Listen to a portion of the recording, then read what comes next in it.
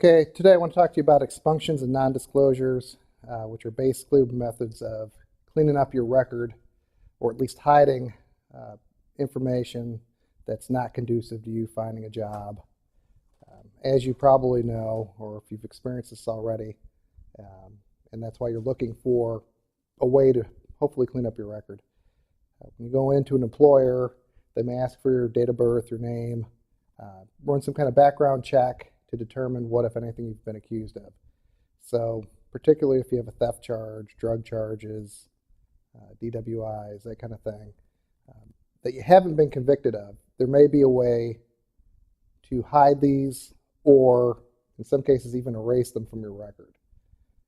Expunctions really are limited to those cases where either a case hasn't been brought during the time period the law allows, called the statute of limitations, or there's been a finding that there wasn't probable cause, or you've gone to a trial and you've been acquitted, that is to say you've been found not guilty, or the case has been dismissed in a particular way. In those instances, we can file a petition in the district court and ask them to send notice to everyone who's got a record of your arrest and or charge and have them ordered to destroy those records, in which case you can then legally say it didn't happen unless you're called to a trial, and in that case there's a particular language that you have to use to respond.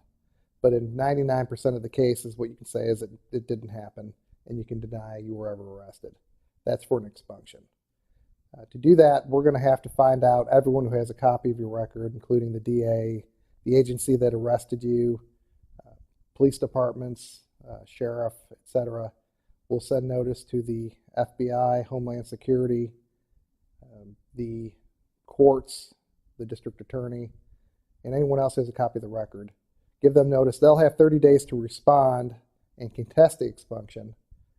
If they do not, then in which case we'll get an order, and after 30 days that'll be final. This will be sent out to all these agencies, and then they will be ordered to destroy the records. And so then when an employer or potential girlfriend, boyfriend, whoever's doing a background search on you, looks up your record, it's not going to show an arrest. In fact, it'll look like nothing happened. Now, if you have other charges, obviously those don't go away as well, but the ones to which this expunction would apply, those cases would be gone. In all cases where you have a Class C misdemeanor in Texas, those are minor traffic infractions, possession of drug paraphernalia, driving while license invalid, minor assaults, those kind of cases. If you've done deferred adjudication or deferred disposition for those cases, then we can expunge those, even if you've done a probation. Which leads me to the non-disclosure. Now, for those cases which are Class B, Class A misdemeanors, or felonies in Texas, you cannot get an expunction after you've done probation. But if you have done something called deferred adjudication, depending on the type of case, there are some exceptions, but in most of the cases, we can do what's called a non-disclosure. This differs from an expunction in that the case is not erased. You can't legally say it didn't happen. But if someone, an employer, whoever's doing a background check on you, they're not going to be able to find it. The general public won't be able to see it. Some licensing boards, since the Board of Nursing, those kind of agencies, law enforcement, probation departments, district attorneys, they're going to be able to see it. But for 99% of the population, the public population that is, they're not going to be able to get a hold of this. So it's not the gold medal of cleaning up your record, but it is the silver. And really, both the expunction and non-disclosure can save you tens, if not hundreds of thousands of dollars over the course of your lifetime, just in jobs that you're not going to lose. So if you're able to get one of these, or if you're interested to find out if you're able to have your record expunged or not disclosed, you can contact my office. We can run a search, see what you're looking at. There may be waiting periods involved, both for the expunctions and non-disclosures. There may be a waiting period, so we'll have to find out when the case was dismissed or when you finished your probation to determine if you can get this done immediately or if it's going to take 2 years, 5 years, 10 years. There may be a waiting period of that long in the case of some dismissals for felony cases.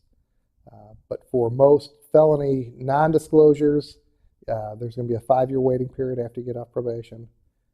And for misdemeanors, most of those are immediate. So as soon as you're off probation for misdemeanor A or B, in most cases, we can get those non-disclosed immediately. If there is any kind of waiting period, it's going to be 2 years for a misdemeanor. But like I say, most people are under the impression, okay, I've done what's called deferred adjudication. I've done this probation, and my lawyer told me it's not going to be on my record. That's not exactly accurate. No conviction is going to show on your record, but if someone pulls it up, it's going to show your name, when you were arrested, what the charge was, what you pled to, and the date of dismissal. So let's take the case of a theft. When they pull it up, it's still going to show, okay, this person was arrested for theft. It'll have some numeric numbers next to it that lets the courts know what the disposition was, how it ended up. Most people don't know how to read those codes, and at the end of the day, what your employer or potential employer is going to think is, all right, they've been arrested for theft, and that's probably a conviction. And let's face it, whether it's an arrest or a conviction, most people aren't going to be interested in hiring someone with a criminal record. And in today's job market, it is crucial that you make your record look as good as you can. So give me a call. Thank you.